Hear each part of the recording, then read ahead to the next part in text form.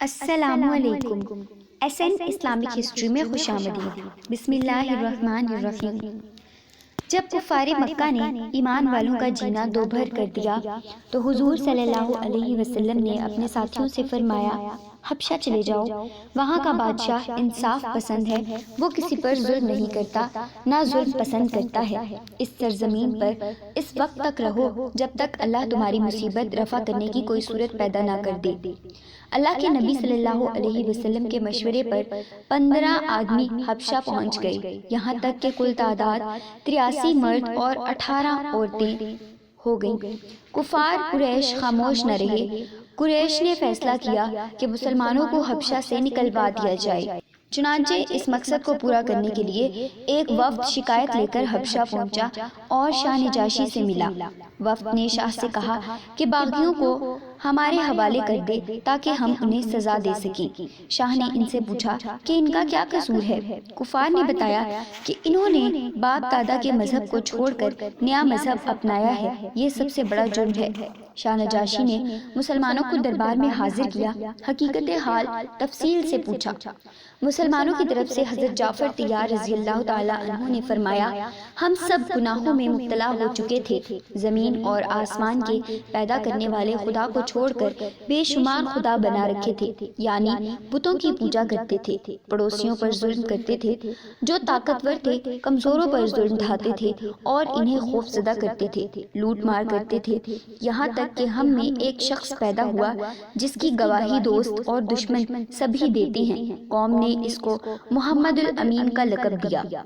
اس نے ہم کو حق کی طرف بلایا، توحید کا سبق سکھایا، اس نے ہمیں سچ بولنے، پڑوسیوں اور کمزوروں کے ساتھ حسن سلوک سے پیش آنے کے لیے کہا، قتل کرنے کو جرم ٹھہرایا، جھوٹ بولنے اور یتیم کا مال کھانے کے عذاب سے ڈرایا، نماز قائم کرنے، زکوٰۃ دینے کی نصیحت کی۔ ان کی سچائی پر ہم سب ایمان لے آئے اور تمام برے کاموں کو چھوڑ دیا، جس پر ہماری قوم ہماری جان کی دشمن بن گئی۔ ہماری قوم چاہتی ہے کہ ہم سیدھے راستے پر نہ چلیں بلکہ برائی کی طرف لوٹ آئیں۔ شاہ نجاشی نے حضرت جعفر طیار رضی اللہ تعالیٰ عنہ کی صداقت بھری تقریر سن کر ان کو اور ان کے ساتھیوں کو دشمن کے حوالے کرنے سے انکار کر دیا اور کہا، اللہ تعالیٰ کا جو کلام تمہارے پیغمبر پر نازل ہوا ہے اس کا کچھ حصہ سناؤ۔ حضرت جعفر طیار رضی اللہ تعالیٰ عنہ نے سورہ مریم کی چند آیتیں پڑھیں جن میں حضرت عیسیٰ علیہ السلام کے پیدا ہونے اور ان کی زندگی کے واقعات کا ذکر ہے۔ ان آیتوں کو سن کر نجاشی بے حد متاثر ہوا اور رو پڑا اور کہنے لگا، خدا کی قسم یہ کلام سچا ہے۔ مسلمانوں میں کچھ لوگ تو حبشہ ہجرت کر گئے، رہ جانے والوں میں حضرت ابوبکر صدیق رضی اللہ تعالیٰ عنہ اور حضرت علی رضی اللہ تعالیٰ عنہ تھے۔ مسلمانوں کو پکڑ کر لانے کے لیے جو وفد حبشہ گیا تھا وہ ناکام واپس آ گیا۔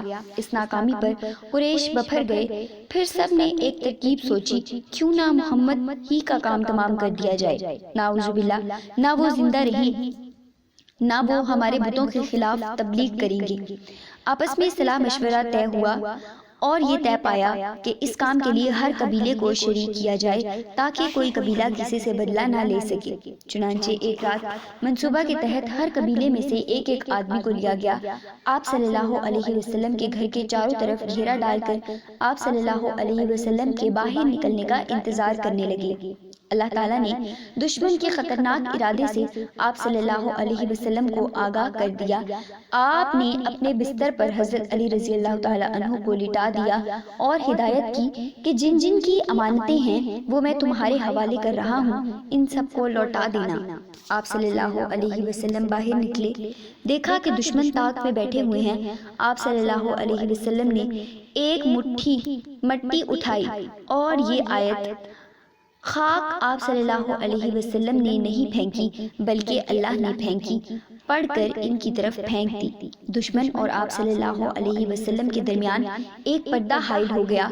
آپ صلی اللہ علیہ وسلم دشمنوں کی نظر سے اوجھل ہو گئے۔ آپ صلی اللہ علیہ وسلم حضرت ابوبکر صدیق رضی اللہ تعالیٰ عنہ کو اپنے ہمراہ لے کر غار سور پہنچ گئے۔ غار کے اندر 3 دن گزار کر چوتھے روز مدینہ روانہ ہو گئے اور یہاں سے آپ صلی اللہ علیہ وسلم کے مکہ کو چھوڑنے اور مدینہ کی طرف روانگی کا سفر شروع ہوا۔